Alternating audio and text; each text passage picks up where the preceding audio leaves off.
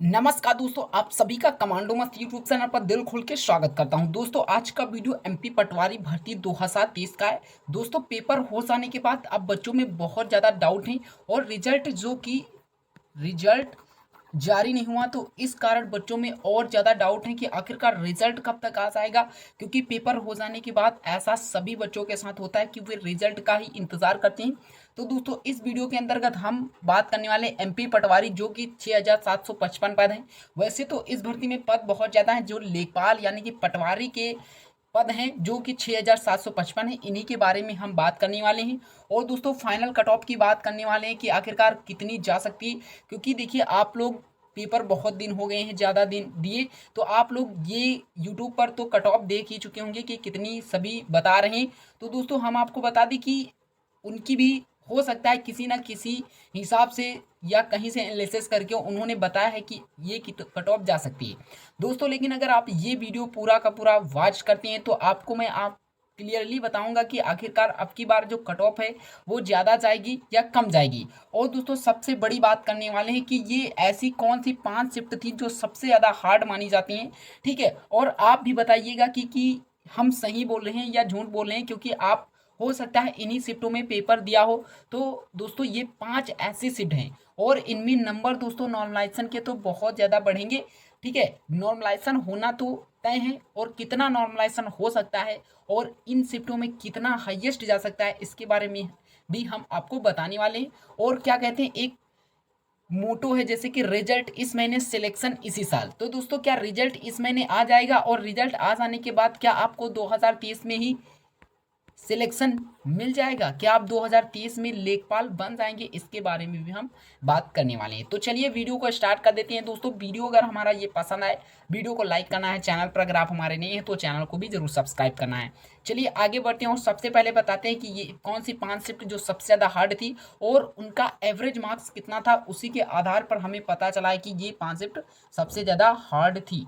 तो देखिए, सबसे ज़्यादा हार्ड शिफ्ट में सबसे पहली जो है वो 23/3/2023, जो 23/3/2023 को हुई थी, मतलब 23 मार्च को जो पेपर हुई थी, वो सबसे ज़्यादा हार्ड थी अकॉर्डिंग एनालिसिस और अकॉर्डिंग यू। क्योंकि आप लोगों के ही हिसाब से या आप लोगों ने जितना हमें बताया है उसी के आधार पर बता रहे हैं कि, क्योंकि बच्चों ने बताया कि इस शिफ्ट का जो एवरेज मार्क्स है और कितने उन्होंने सही किया है, उसी के आधार पर 98 से 100 नंबर तक जा रहा है, यानी कि मार्क्स तक जा रहा है कि इतना बच्चों ने किया है 23 मार्च वाली शिफ्ट में।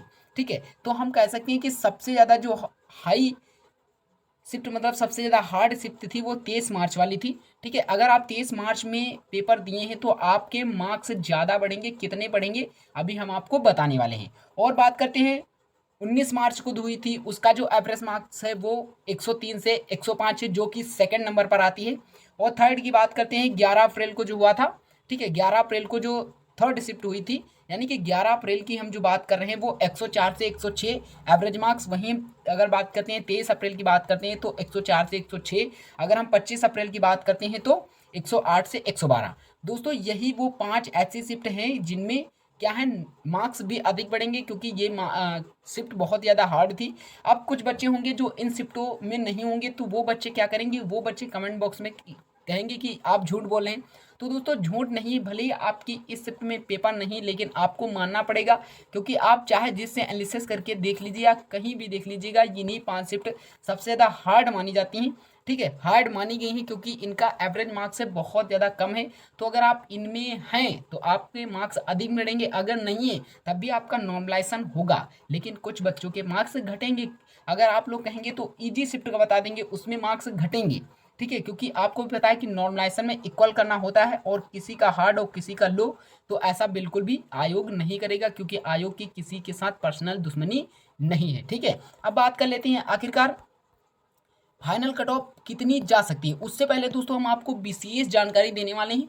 जब दोस्तों 2017 में वैकेंसी आई थी, हम पटवारी की बात कर रहे हैं। ठीक है, एमपी पटवारी की बात कर रहे हैं। जब 2017 में वैकेंसी आई थी और उसका जो फाइनल कट ऑफ कितना आखिरकार गया था, तो दोस्तों जनरल का 85 गया था। ठीक है, जो कि 100 नंबर का पेपर था। अब की बार 200 नंबर का पेपर है। ठीक है, 100 नंबर का, अब की बार 200 नंबर का है।